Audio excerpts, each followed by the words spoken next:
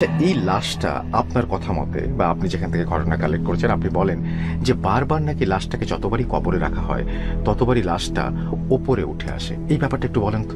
ওই লাশটাকে যখন কবর দেয়া হয়, তো কবর দেওয়ার পরে যেটা হয়, পরদিন সকালে গ্রামবাসীরা যখন কবরের পাশে যেত বা কবরটাকে দেখতো দূরে থেকে, তখন তারা দেখতো যে কবরটা খোঁড়া অবস্থায় আছে এবং কবরে যে খাড়ালগুলো বিছানো ছিল ওই খাড়ালগুলো ছড়াই ছিটায় পড়ে আছে এবং চাটাইয়ের উপরে লাশটিকে শোয়ানো অবস্থায় রাখা হয়েছে। মানে আমার কথা হচ্ছে একটা লাশ যদি অনেক দিনের পুরনো হয় তাহলে সেই লাশ থেকে দুর্গন্ধ বের হওয়া খুবই স্বাভাবিক।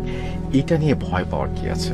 আসলে ভাই গন্ধটা, লাশ পচা যে গন্ধটা আমরা সাধারণত পাই, এই গন্ধটা তার থেকেও একটু অন্যরকম। মানে এইটা একটা ভিতর থেকে ভয় ধরিয়ে দেওয়ার মতো গন্ধ, অন্য জগতের কিছু একটা উপস্থিতি টের পাওয়া যায় এই গন্ধের মাধ্যমে। তার মানে এই গন্ধে কোনো একজনের উপস্থিতি টের পাওয়া যায়, অন্য একটা কিছুর উপস্থিতি টের পাইয়ে দেয়।